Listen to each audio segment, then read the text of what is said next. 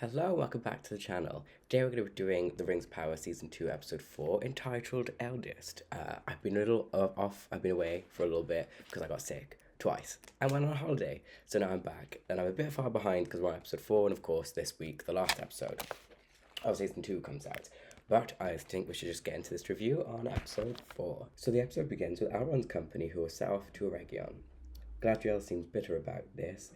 And then we get some nice shots that I feel like classic Lord of the Rings or The Hobbit shots where there's a company riding through the mountains. Somewhere between Eregion and Lindon, there's a bridge, and the bridge has crumbled and been broken, and possibly by Sauron, although it's not mentioned how it got broken, but it's implied it's being broken by Sauron. It is here that Galadriel gets a vision of why they should not have to head south, because it will lead into the ghosty people things. But Elrond ignores this because he doesn't trust any visions given to Galadriel by the rings. So instead they go south and Elrond ignores Galadriel's warning. Then we cut to Rune and the stranger's looking for Nori and Poppy, and we still don't know if they're alive at this point. Whilst he tries to find Nori and Poppy, he ends up finding a goat, which takes him to the place where Tom Bombadil has settled. Here, the stranger gets eaten by a tree when his map gets blown away by the wind and lands on a branch, which he assumes is going to be his staff.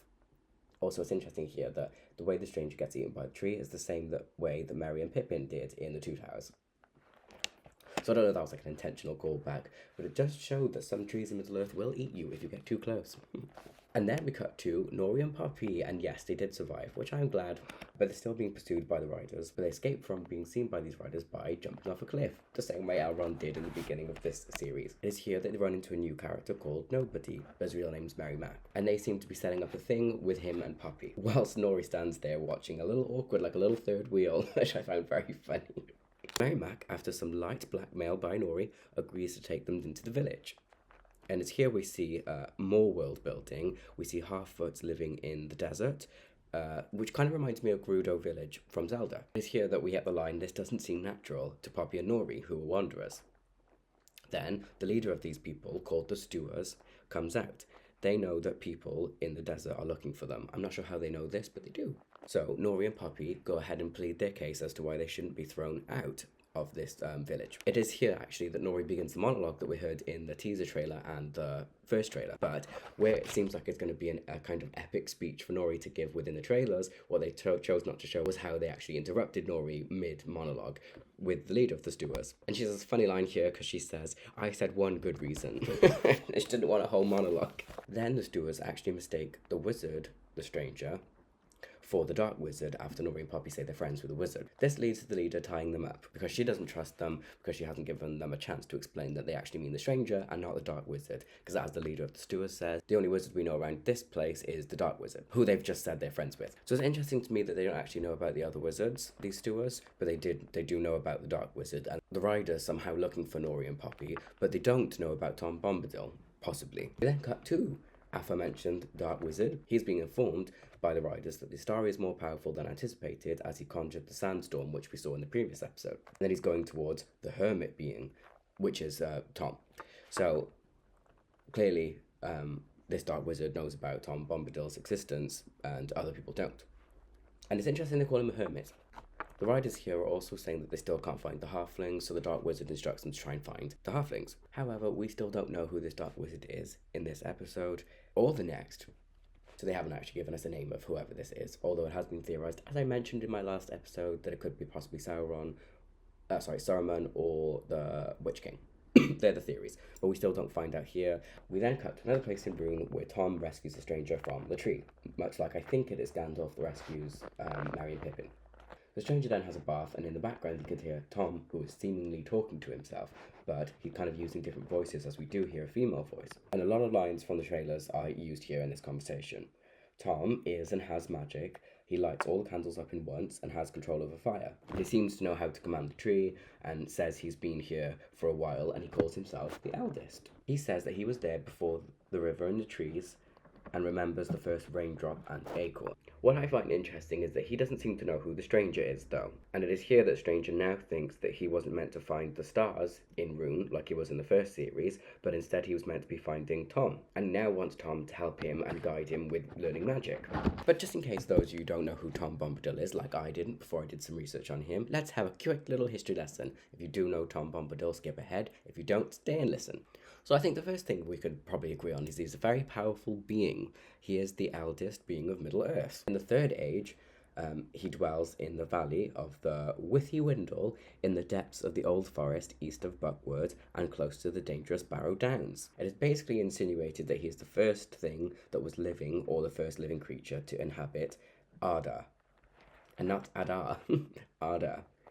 Oh, maybe they're going to do something with that. But in the First and Second Age, not much is really known about Tom Bombadil other than he was a wanderer of Middle Earth, and at the end of his wanderings he settled in the West before the elves moved there. He is also known to have married Goldberry, which is a river woman spirit, after she pulled his beard under the water lilies out of mischief. He then asked her to marry him the next day.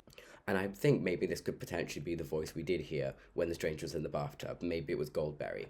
But she never appears on camera. In the Third Age, it is only after interacting with the Bucklanders, who are basically the hobbits in the Shire, does he actually adopt the name Bombadil, which is interesting because then, again, it's kind of like a timeline movement from Tolkien's work to the Lord of the Rings Amazon show, because if he only adopts the name Bombadil in the Third Age, why on earth in the late Second Age is he calling himself Tom Bombadil? Shouldn't be doing that.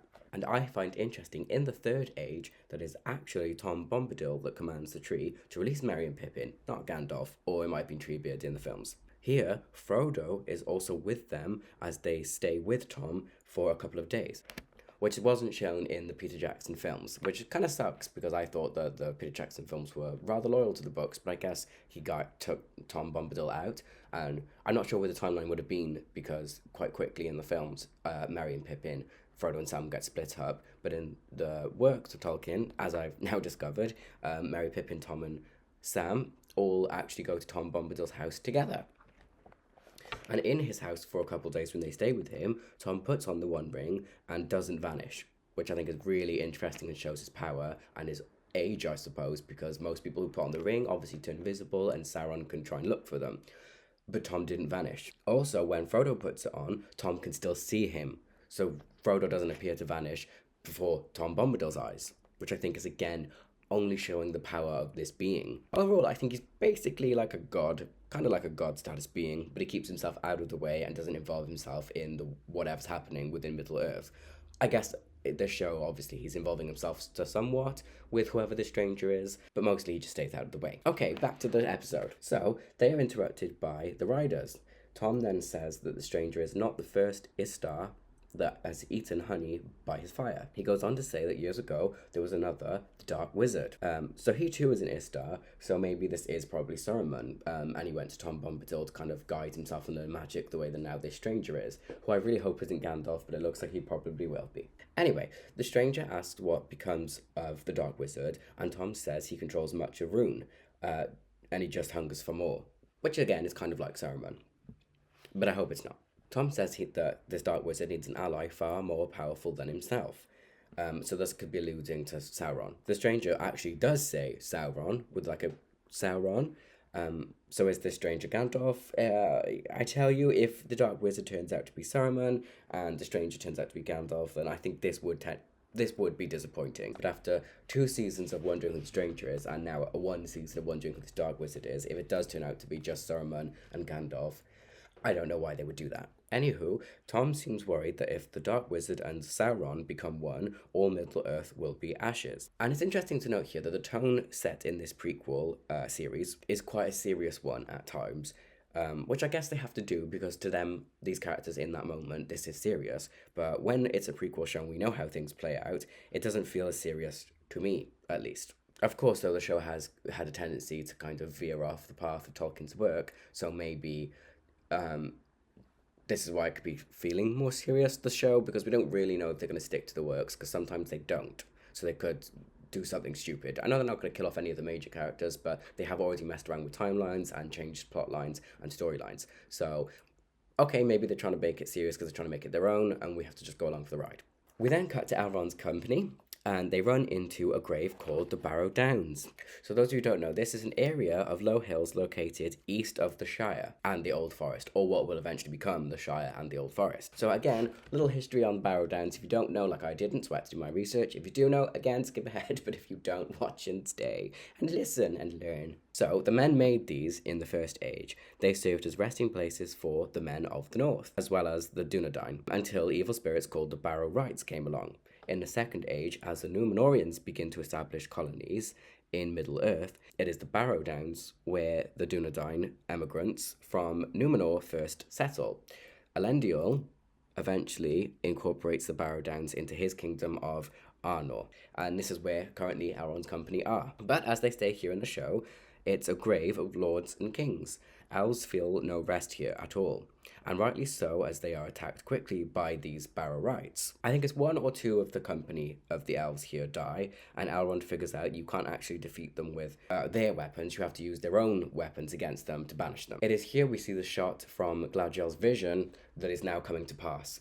So perhaps these rings can be trusted, and I'm not sure if Elrond agrees with that or doesn't agree with that, but Gladiel's vision was to be listened to, and Elrond is not happy about this fact. Also here, we see that this is where the bodies of the elves that were dispatched from the High King, this is where the elves' bodies have ended up and have been left. I'm not sure if this is by Sauron or perhaps Adar, but it's one of the two that definitely killed that company and kind of left them there. And it's at this point, though, that now Elrond and Gladiel and the company realise the warning from Gil-galad never actually reached Eregion or Celebrimbor. So I'm going to be interested to see in future episodes if they're going to be fooled by Sauron's new Anatar disguise. Or will Gladiel see right through it, and will Elrond see right through it, and they will understand that Anatar is still Sauron. We then cut to the Southlanders, who have clearly nothing to do in this series whatsoever, and they are searching for Theo. Isildur is feeling guilty here that Theo is missing. Why? Because of the damn horse. This is kind of like a really unnecessary plot line, and I don't know if I care, or if you care, or if anybody cares particularly about this kind of subplot line. It is here that Arondir does come across some dead people from the attack the night before. Then it cuts to the next morning for the Southlanders, who... Jesus Christ... who are wondering if they are at war and who killed those people that they came across the previous evening. Arondir thinks there's no mortals that killed these people, and he is right because it is the Ents. So I was right. I guess Theo was with the Ents at the end of that last episode. It was either, I guessed, a troll because of the height and the panning shot, or an Ent, and it was the Ents. It is here that Estrid says they should look north. Arondir kind of is suspicious of Estrid here, but they do listen to her and they do head north. Estrid and Isildur bond more, and it kind of sets up a storyline which goes nowhere. Another thing they like to do with the Southlanders in this TV series. Well, it was good in the first series. The second series, they seem to have pointless plot lines that go nowhere. But in between Estrid and Isildur's pointless bonding, Arondir interrupts and figures out that she is actually one of Adar's people. Remember we saw the burn on her back of her neck? So she is evil. She didn't burn it to hide the mark out of guilt. She burnt the mark to hide herself, because she still is evil and still intends to send them all to Adar. She is then taken and becomes a prisoner, and rightfully so. It then cuts to just Isildur, Arondir, and Estrid, who discover the petals left behind on the trail that they're on the pathway, those belong to an Ent. They then follow that trail, in search of Theo, because Arondir has theorized, I guess, that Theo is trapped with the Ents. On the way there, they run into a bog swampy kind of monster thing which almost kills Isildur and Arondir, but Estrid saves them and gains somewhat of their trust back again, momentarily. Later, she is tested again. We then go to nighttime in Rune with the Stewards. This is a beautiful little scene, and it kind of gives us more of a look into who the Wanderers are and more into Nori and Poppy's background. And it would seem that the Wanderers actually originate from this desert landscape in Rune and the Stewards. The leader shows Nori a wall, and we get a backstory of an ancient Steward who travelled to find the Susart. He took a caravan of travellers to find it. The Susart is what we're obviously going to guess is the future Hobbiton in the Shire, which is obviously where this ancient Steward decided to go. Well, seek out. But at this point, Nori and the current travellers haven't yet found the Susart or Hobbiton.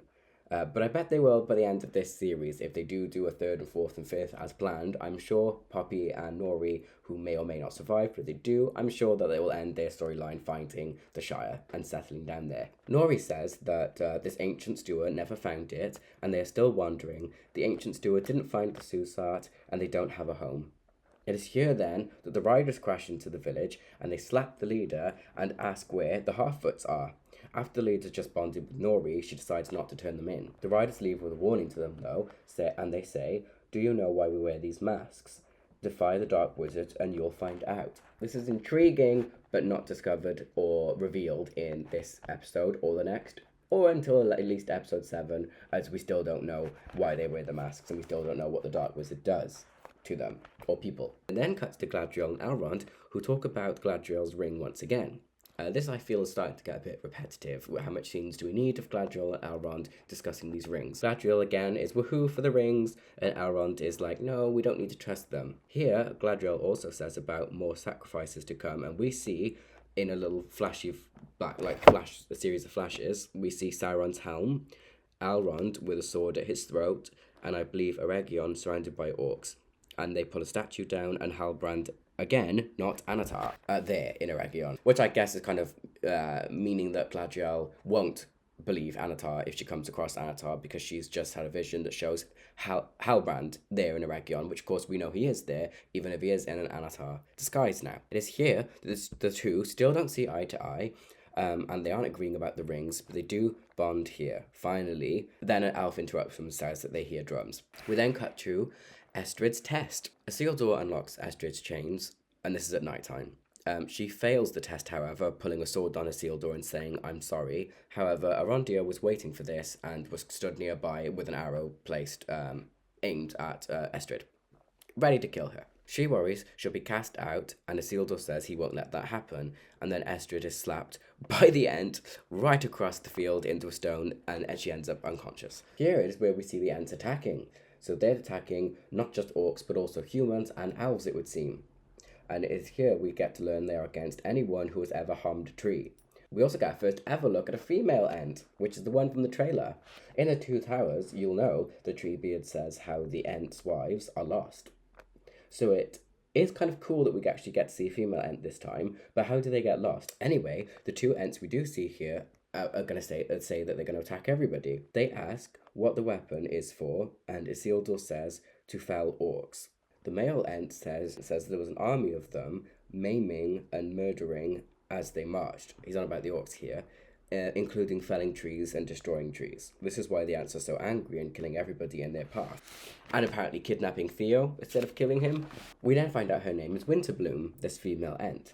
And she is the most angered, but Arondir speaks Elvish to her and eventually manages to calm her down. She gives Arondir a flower of hers, and Arondir says he promises that the trees of this wood are left in peace. They then return Theo to Arondir, and they leave in peace. Isildur then checks on Estrid, who wakes up and is greeted by Hagen, who apparently is also returned by the Ents because he got kidnapped, and this is Estrid's beloved or fiancé or betrothed.